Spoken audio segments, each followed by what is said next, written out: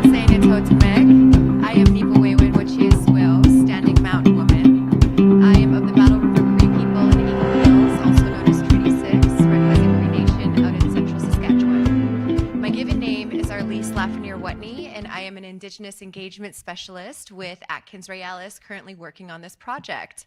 And I am honored to welcome you to today's public open house for Webequie Supply Road.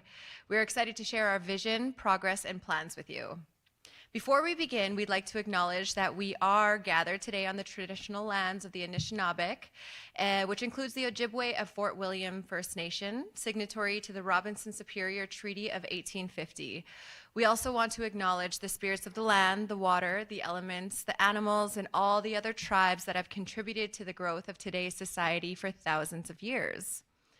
Today's public information session is an opportunity for us to share information about the project, which is uniquely led by Webequie First Nation, ensuring that the development of this project aligns with their values, their traditions, their needs, and also brings a wealth of knowledge and a deep connection to the land, which is crucial for the sustainability of this project.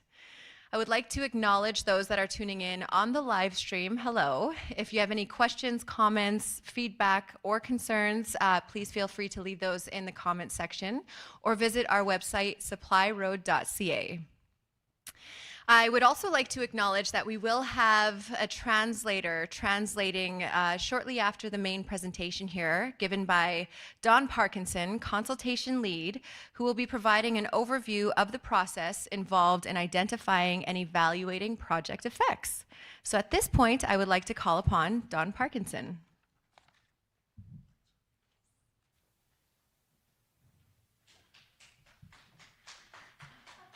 Thank you, Fred.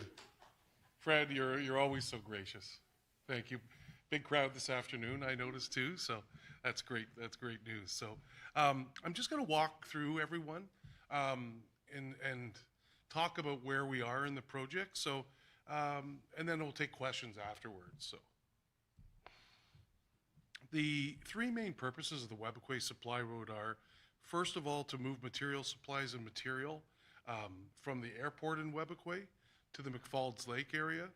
The second one is to provide local employment and economic development opportunities to Webequie community members and the community as a whole.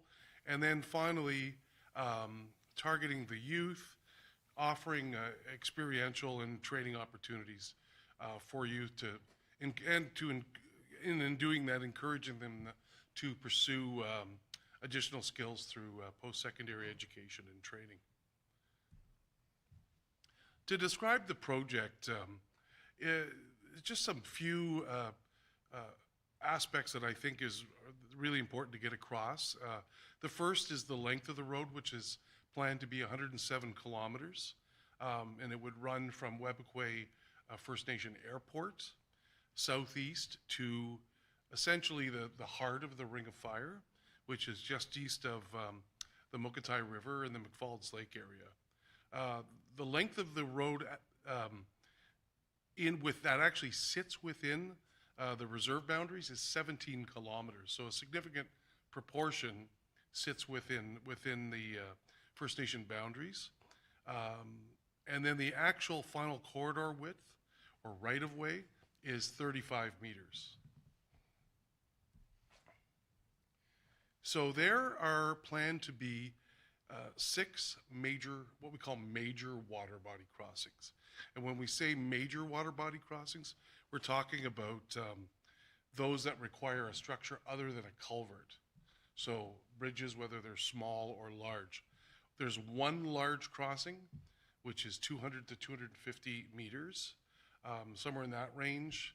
And that's from the island that the settlement of Webequie sits on, moving east onto the mainland, crossing Winnisk Lake. So that's about 200 to 250 meters. Now, in projects like this, it's more than just a road. There are other infrastructure components that are part of it. Some are temporary, some are permanent. Temporary ones could include, both temporary and permanent aggregate and aggregate pits and rock quarry areas are developed to provide materials for construction and to allow the road to be maintained in the future as well. There are planned to be 4 construction camps spaced essentially equally along the length of the road. These would all be temporary, except for one location, which would then become the base for operations and maintenance of the road. And there would be a number of storage and laydown areas, basically matching the number of construction camps, because they're typically associated with the camps. And these are temporary facilities for the storage of equipment and materials. So we have a preferred route. We've had a preferred route for a few years now that was derived by community members themselves through internal discussions. And we also have identified 2 pit and quarry locations. So where the construction material, meaning the rock and the different sizes of rock would be extracted from and used for construction.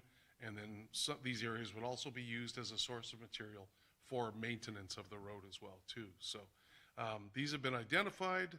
I know it's hard to see on this screen right now, but we have those locations. They're on one of our boards over here as well. In terms of where this project sits, you've probably heard of a couple of other all-season road projects that actually are physically connected, or one of which is physically connected, but together they are one sort of contiguous all-season road.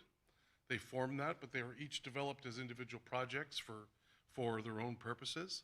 So the Webequie Supply Road sits at the northern part, again running from Webequie Airport southeast to the Ring of Fire, McFalls Lake area, where it would then meet with the planned northern end of the Northern Road Link Road, then extend south and connect with a portion with the Martin Falls Community Access Road, which would then extend south and connect with 2 other what would be upgraded resource roads, and then ultimately those would then connect with and do connect with the provincial highway network.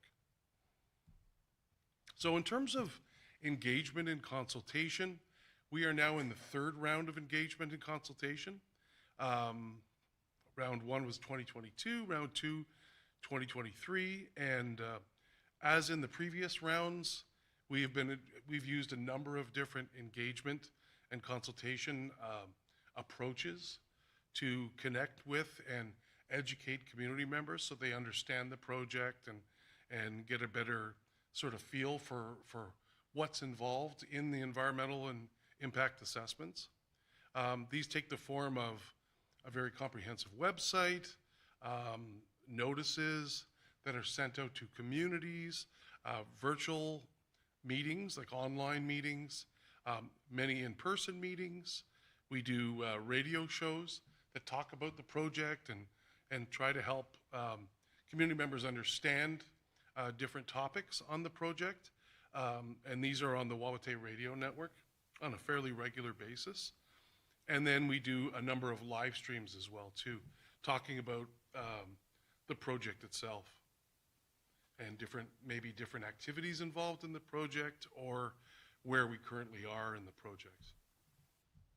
So in terms of the feedback that we've gotten over the years since we started this project, we've received over 1,000 comments on the project, and we've been able to pour through these and group them under different themes, including, so some of the themes are interesting, road ownership and policing. So, you know, there's been some concern identified by community members talking about who would own the road, who would police the road. Is it OPP? Is it NAPS? Who is it? You know, administration, security of the road. These are all big topics and big concerns for community members as well.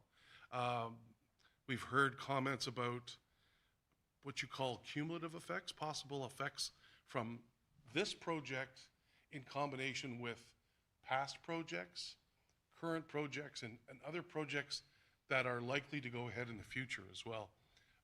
Lots of feedback on possible job opportunities, which is great to hear. There have been some concerns about potential impacts to downriver water quality. Climate change is, of course, a huge concern. Water levels, changes in ice thickness, things like that, which to a large extent may have triggered a project like this because the ice thickness has caused the winter roads to be used, to be available significantly less than in the previous decades. Selling gravel and rock, so the community selling gravel and rock to build the road, so selling construction material back for the construction of the road. Treaty rights, of course, are a concern. And then a big concern has been, and understandably, is worries about drugs and alcohol, more drugs and alcohol getting into communities due to increased access from people coming from the south as well. So, in terms of the overall environmental assessment process, we've tried to sort of break it down into plain language to help people better understand it. We started by describing the project and then identifying what will be studied and how things will be measured. We then move into more detail where we talk about the limits of the study. So what would the study area be, like the physical area that would be analyzed as part of doing our different work, whether it's fish and fish habitat or other field work. And then we look at possible effects and how these effects can be controlled or to use EA terminology, mitigated. And then we look at whether, after doing these mitigations, these efforts to reduce impacts, we say, are there any leftover effects? These are what you call residual effects. And then we move to where we are now, which is where we look at the leftover effects, these residual effects from the past, and present and future projects, meaning the big picture, right? This project doesn't sit alone by itself. It's not the only one, so you have to look at, if we add this project, what is the result? How does it change things? Thank you. And then part of this phase involves identifying any monitoring that should be required post-construction. And then another activity is comparing the advantages and disadvantages of the project versus doing nothing, meaning keeping things the way they are now. So let's go back to that topic that word I used earlier. And that word was mitigation, which you hear all the time. Mitigation means basically limiting and reducing, perhaps eliminating or reducing effects, but it can take different forms. You can eliminate a possible effect or avoid it by moving the road to another location where that effect may not be caused. You could reduce impacts by changing techniques, such as construction methods, changing designs. And then there's another form it can take, which is offsetting, where, for example, you might clean up an area that's already been affected to compensate for any impacts from this project, or improve habitat in an area that might have been impacted for whatever reason. So when we look at project effects, we don't just look at 2 or 3 things. We look at a bunch of different things, including surface water, so lakes and rivers, the land itself, so soils and terrain, the shape and function of the land, groundwater or spring water. We look at air quality, fish and fish habitat, plants and wetlands, wildlife and terrestrial, meaning land habitat, species at risk. We look at people. We look at effects on people, the social environment. We look at the economy. We look at lands and resources, as I sort of talked a bit about before, health of community members, the environment that we see, which is what we would call the visual environment, Aboriginal and treaty rights and interests, culture, and then the effects of all projects, this cumulative effects thing that I was telling you a bit about before. Now, a couple of other ones that we consider is accidents and things that can go wrong, spills and things like that. We have to try to anticipate things. You know, we're trying to look at what are the possible effects of this project. So you have to think about what are some of the different situations or scenarios that might come up, and then try to plan for that. How would we respond? Can we adjust our design to limit those impacts? And then, of course, climate change. So I talked earlier about these, what you call cumulative effects. So this is a little bit of a real life example. So if you see on the screen here, we have some projects that are familiar from the past, and also those that are current, and some that are in the future. So the Victor Diamond Mine, Goldcorp Musselwhite Mine, you know, these projects, these road projects, the Watay Transmission Line, Greenstone Gold, the Ring of Fire planned mines like Eagle's Nest or Black Thor, and the other projects. So we look at all those projects, we look at all the leftover effects from those projects, we add them all together, and then we say, can we mitigate those effects? Can we eliminate or reduce those effects? And then we apply those mitigations, and then we say, is there anything left over? Are there any effects left over? And what's left over are what you call the cumulative effects. So we're in the process now of doing that. And so this next slide actually shows some of the projects that are being looked at as part of this cumulative effects process. So Victor Mine, Musselwhite Mine, these road projects, the Watay Transmission Line, Greenstone Gold, the Wailu future projects as well. So when you look at the locations of these projects, you're looking at a very large area, as you can tell on this map. So, you know, many thousands of square kilometers. So we're not just looking at the project in a vacuum, like on its own, in an isolated way. We look at it in the context of everything else from the past, present, and reasonably foreseeable future. So we're almost done now, and now I'm just going to talk a little bit about next steps. So we're in consultation round 3. We're going to keep looking at potential effects of the project, including cumulative effects, and we're going to continue our efforts to receive IK, meaning Indigenous knowledge and land and resource use information.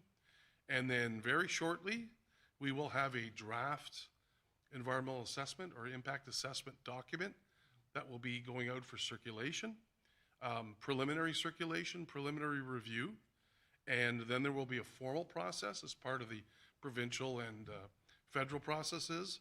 And hopefully, once all that's done, a final document that will serve both the requirements, the regulatory requirements of both the federal government and the provincial government will be finalized and then submitted to the minister for a decision. So with that, I'll open it up to any questions anybody may have. So you're looking at the consultation round 3. You know, I know each project is its own separate entity. You know, this one is limited work, particularly. When you look at the consultation, has this project faced any backlash or reluctance, or any disagreements from any Indigenous communities in the region? Whether they're First Nation, Métis, or Inuit?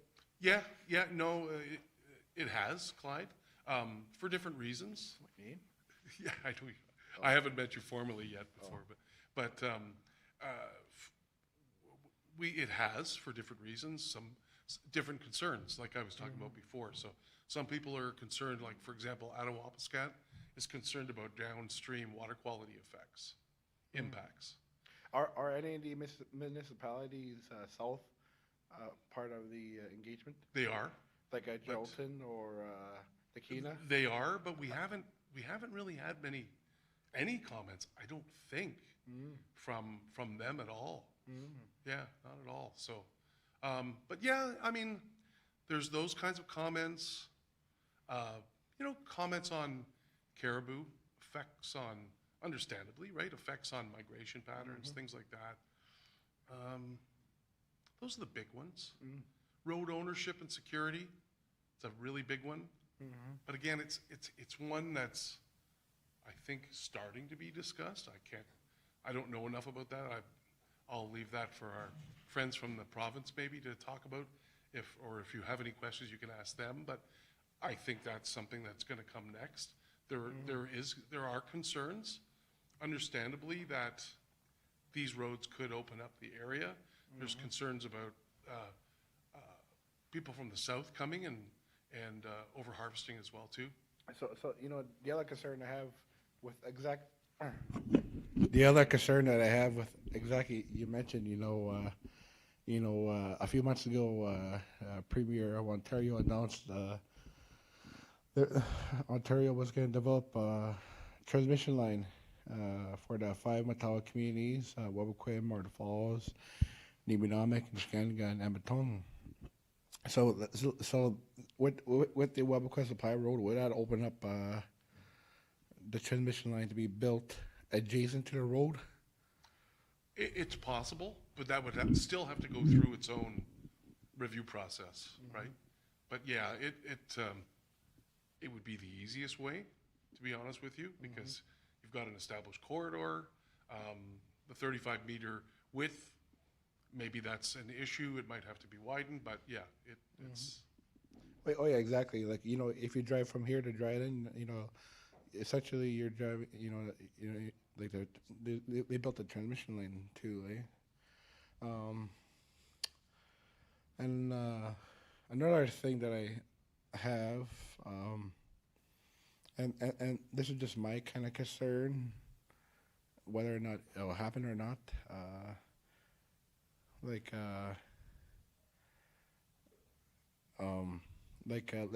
Canada is planning to move to a green future by 2035, and I don't know if or when gasoline-powered vehicles will become obsolete, but would additional infrastructure be built along the road for, like, let's say, charging stations, if and when that happens? That's a great question. That's a great question. I would assume that they would have no choice but to do that, right? So that, again, other infrastructure would have to be exactly. put in place. Like, I know we're talking about WSR, but if you include NRL and MF car, what is the estimated kilometers that you have to drive to get from Wabuquim Airport to, let's say, Nakina or wherever the roads can end? I don't know, I'm just thinking of, do you know MF Car, the distance, what would you say? Yeah. 400 kilometers? If not more, right? If not more. So Webequie, WSR is 107, let's say. Yeah. NRL could be as much as 170, so that's 277. MF Car is 150, so 427. Resource roads, 100. Yeah. Let's say, yeah, 400 to 600, somewhere in there. 400 to 600. I know most electric EVs range from 450 to 600 kilometers on a full charge. So It's pushing it, isn't it? it is pushing it. I think if Canada wants to move to a green future with have only electric vehicles by 2035, I think there's got to be a lot of work done, not just with the science of the vehicles, but also ensuring that the necessary infrastructure is available to make that happen, especially with our First Nation reserves. A lot of our First Nations are still relying on diesel gasoline, gasoline for vehicles, our boater motors, snowmobiles. So Yeah. That's a lot of plugins they're gonna have to install. exactly. So And then those ranges of 500 or whatever for yeah, for, and like I are a don't think lot that lower in winter. like Right? like if someone wants to take a EV to a electric vehicle on a winter road, I don't think it would be possible because of all. So those are just my concerns, but that's not for like another No, I know, but it's fun to 20, talk about. 15, Yeah. 20 years. So Yeah. hopefully I'm retired by then, but just kidding. Any other questions? No? Okay. With that, I'll pass it back to our Lise. Sure. Thank you so much. Give me 1 second. While Dawn's getting that ready, I would just like to reiterate that community involvement is really at the heart of this project, and so we really value and appreciate your comments, questions, feedback. We do have comment forms at the back at the registration table, and for those who are tuning in online, you can submit those questions in the comment section or else visit supplyroad.ca. We will continue the live stream with a translation. So for those that are tuning in, please stick around. We'll continue with a translated presentation of everything we just went over. For those that are in the room, I just want to thank you for joining us today. We do have door prizes, so please don't leave the room without a gift in hand. Yeah. Thank you guys for being here. Hi, hi.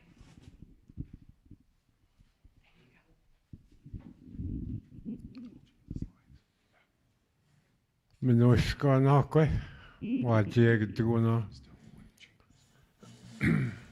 Egoega ka debadmatagwe ke hi webkwe modasu mikana. With the webkwe ga matstawad kainen damuaje wiostwaje hini mikanane. With the gina tamogwabanong. We guys are getting going to take a scoot there. I guys in Cadamot. I could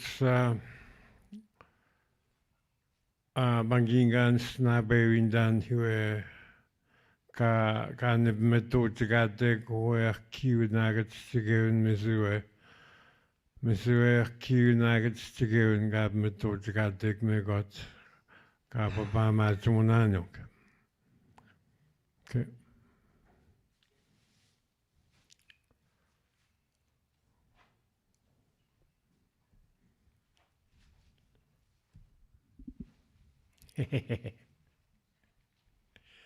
Come on, Captain.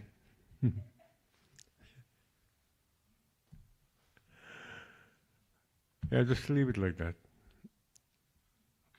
Just give me 1 second here, Fred. Okay. You ain't going now, but stradig who mikana. You web queb modasu mikana guys in Cadamot. Imagine jib modas na young. Ge gonan maneke mikana ge go ge jonjib muinagan yard awiak. And kinaganak. Imaneke gib manokiwad wood neke wabanong neke. Go ge no no tanagas to get digging Sonia Madstar gegun. Go mina got again kino huma geun go no skadsag. Tanaga jagan no who Jones kino morgan no he were got me to get dig a mikanaki he were got gamas negan is wrong he were mikana.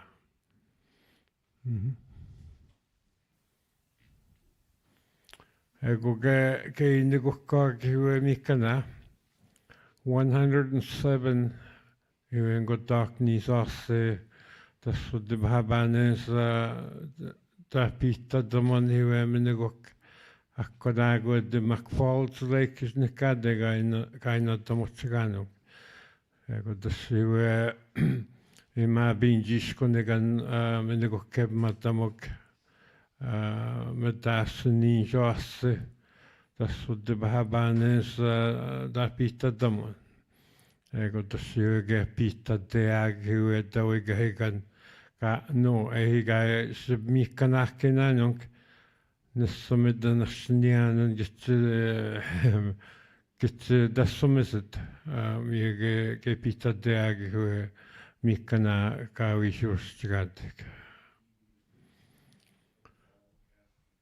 Ego dasnenu asumutsiganan hin asumutsiganan mani bihkang god das dostigadi on gamsagen ego manek nettam ma web koemenettegung manek boniu gamegong don jamachi domon huwe mikana ego das huwe ni shock Nianomedna get dassumiset ta pisnagon hiwe asumutsigan himanek saagaiganing ego daskudagian daniostigadeon nima davskod winiskis ego gemakade sibing ego minagodagian nanio sibinsan ego ge tostigadeon antigion nigadig hiwe neong asninsak kamikana kaganung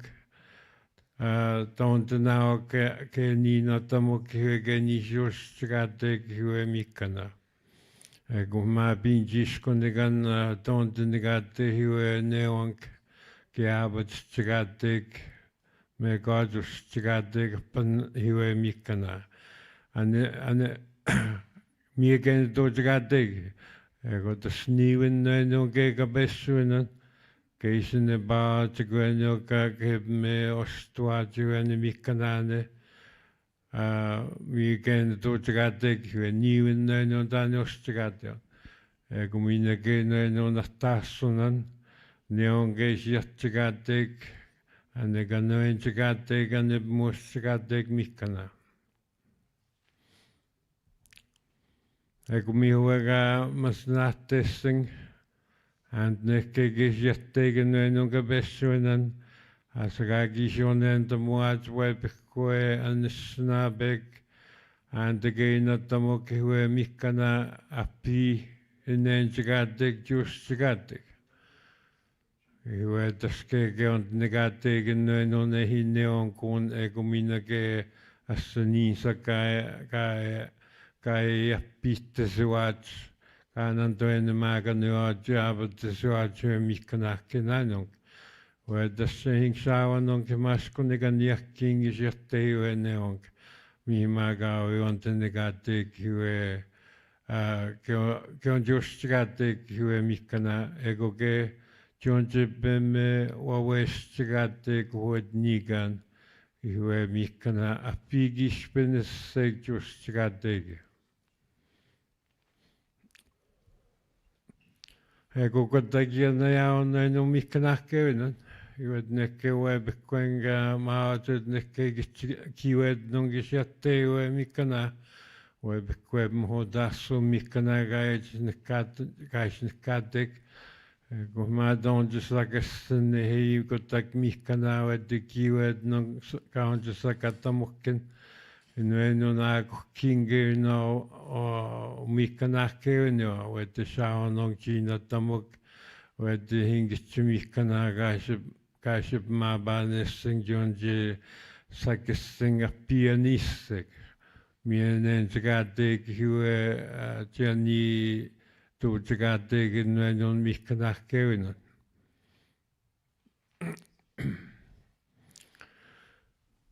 Ego tasnen on maamu puinen ego minä paameka koetoinen käymme tutgategen mil hue basic hue davskude paamaatsunan on en ja pihta no kitsgategen non ehimme sue ja kiunagat tsigeunan mi hue maneke hing biaba kon gispinuina bian supplyroad.ca bigate Ego minä kehimääneke bebanon papaaminen sigate on kaustigate siakin tamek.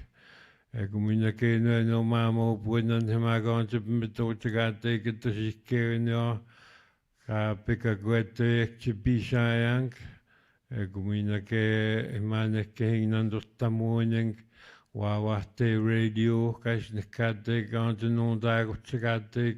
te bātumun e ko ke mā bioba konga ka mamanda bioba konga te masnates na nong te bātumutsigate ka bia pista no kitsigate ginnon a kiunaga tsigeun ga kinagaginaga tsigate gin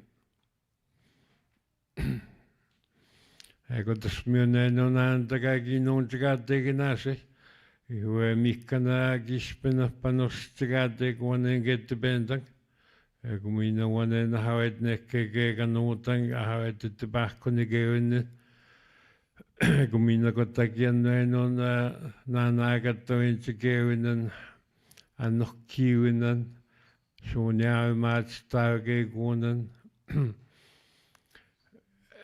ke kai nakkamega ke nebe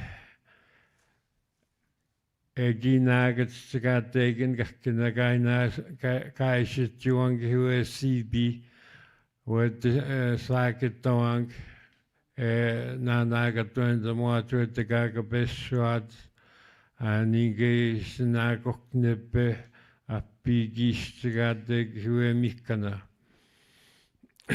Gumine non gane me gwebak we climate change gatig gane me gwebak anige stigemaga hu mikanach Gumina ko tagian non mikanach keun Mine non ga gi non tamangen ikkatoen nego ke non 3D Gumina snabe mine goinen gab me tot moaden snabe gamen de moaden Mine non kijk nak met doen miguinen kijk ik pakket negatiegen in no 3D rights. Mi geise mine non gab me tot gab me non tamangen non kan naget 20 moaden ik tiki naget tsigatigen. Goed, mi gab me an nog kittigatig hu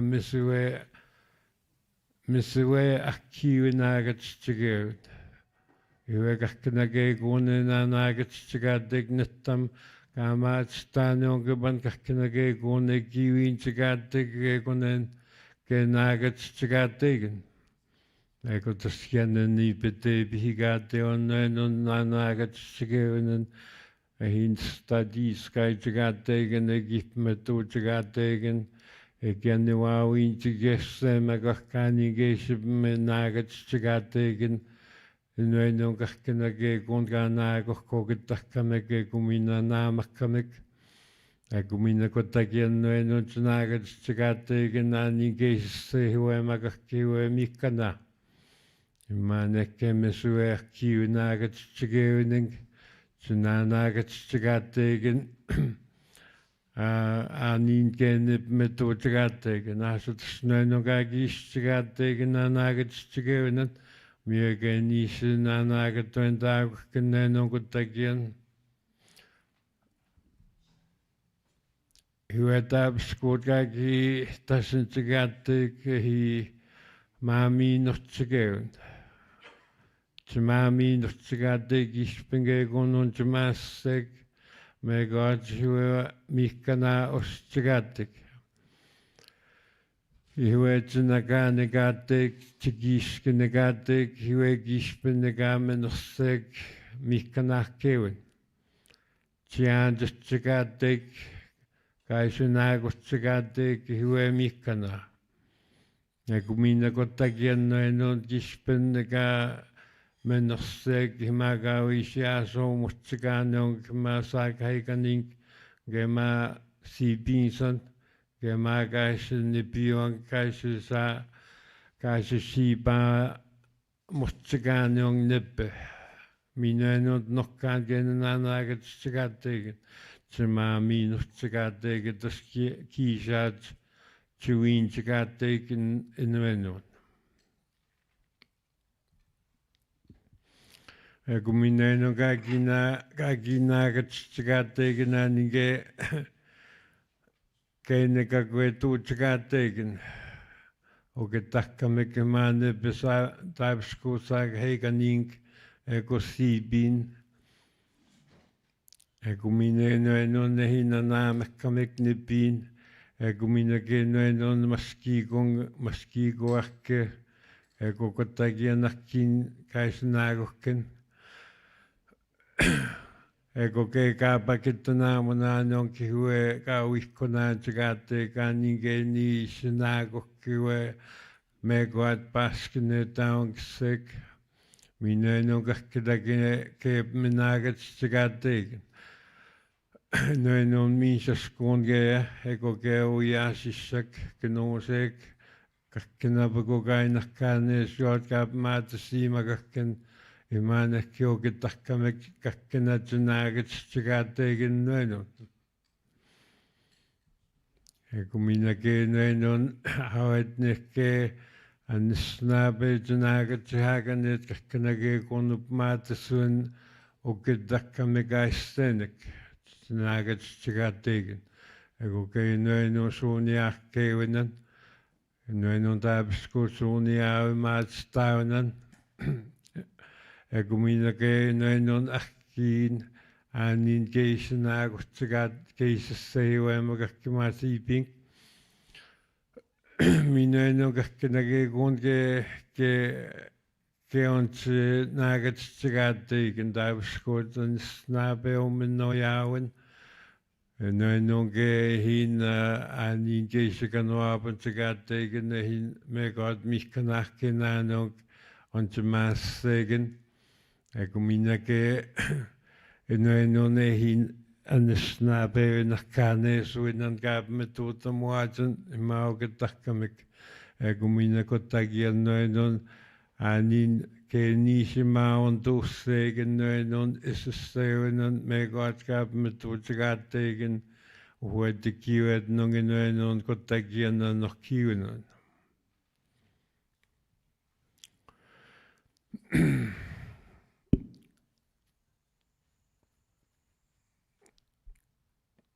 Minä no ke nagat tagategin ke maassa hiuema kakken. Hiuema avat tana nagat tagategan me meikuebak. Tabiskut kaasakketeek ke ma kaamuskahank. Ke ma kotagian ke kuunan osaan kaane kiisoja ke oketakkamek kaise kiisi kakken. Ke no kanisue bakka me koatska miakkiwank. Iwe kaata koake kaapepunk. Osaan ke kaakisuajakin minä nokkaan nagat tsigeunen ke nagat toin tsigateikin.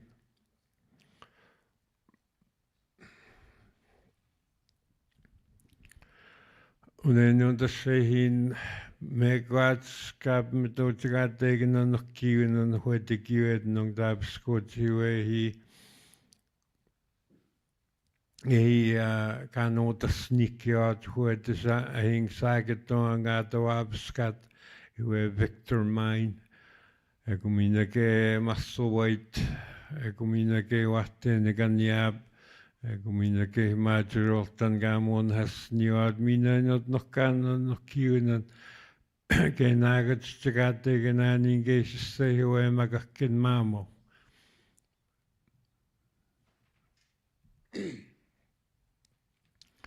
No on tässä hin kaamaamuusseikin kiunan huete kiuet no kaikiskani beteuin tämän on taavskot hiue Victor Mine. Kun minä massuvoit kun minä wahteen kan jääb. Kun minä keinoin no mihkä nähkeuinen. Huetnehke kaineen tsegatek kihtuu tsegateken kun kehmaaturoltan hi gold core. Kaamun hasniuat mekat. Minä on kepminagat tsegateken äänin ke niisessä hiuema kakkoet hi misiwe akkiu nagat tsegeun juetago annesnabeat suun.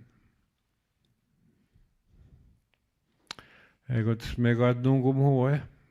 Mien tuutsegatek huega papa maatsumonaan huwe jenigis tsegatek huwe misiwe nagat tsegeun akkiu nagat tsegeun.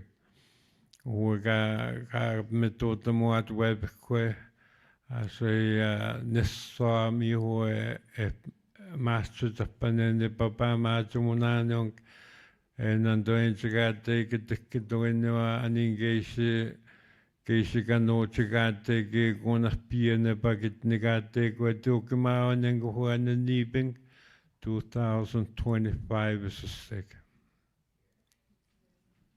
Miigwech. Thank you, Fred, for your help there.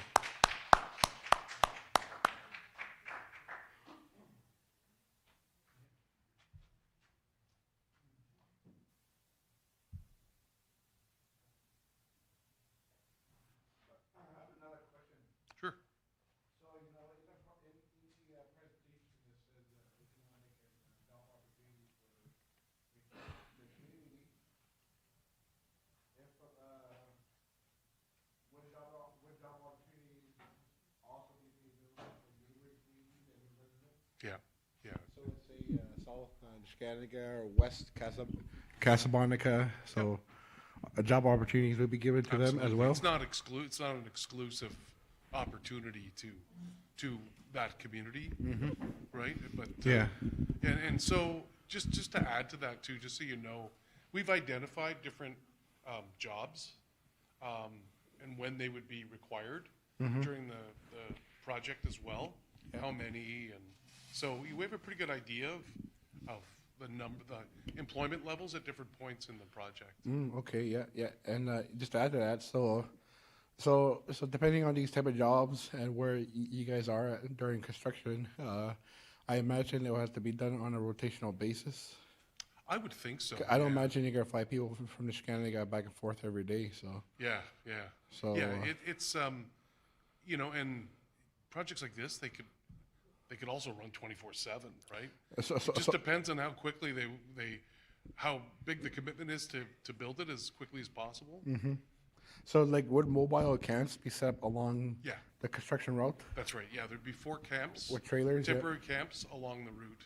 Okay, One outside of Webequay, and then a couple other ones in the as you move through, and then one towards the eastern end. okay, That's the plan. okay. And has any supplier been identified to assist the No. community? Or would No. would the community look to create its own venture for it? I mean, that's a definite possibility. That would it's something that it's not our role. We're just technical support to the environmental assessment, but So would the actual community want to make that decision? Yeah. Whether they source out, a Yeah. camp of catering, or they create a joint ventureship, Absolutely. or whatever? so lots of procurement opportunities, lots of employment opportunities too. Okay, Absolutely. okay. And has a health and safety plan been identified for the project yet, or during the construction phase? And Not yet, but that after it goes to tender, the contractor that's awarded, or contractors that are awarded the project would then, by law, they have to prepare that. So they would put that together. okay, What we've done, Clyde, to this point is, or what we will be doing is doing an environmental management plan, yeah, or EMP. EMP, yeah, That'll be put together by the end of the environmental assessment, because the government has to review that as well. And, that serves as sort of a guide for the contractor in terms of how to conduct their activities. okay. So with the initial studies right now, how much environmental baseline work has been done with the project? Oh, massive amount. Covering a whole bunch of different disciplines. I don't know. We've been doing 6 years of field work, something like that, I would say. Okay, Covering, from caribou, fish and fish habitat, plants, you name it, air quality, noise, visual environment. yeah. It's like you saw that list in the presentation. It just, that's the high level list, right? Yeah.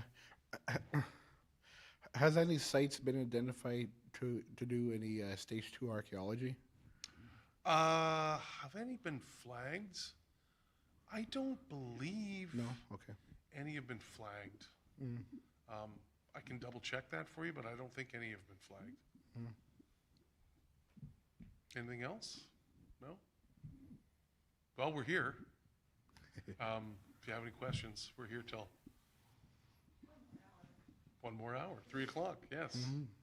Yeah, so, anyway, we'll be around, floating around, so hit us up with any questions if you have any.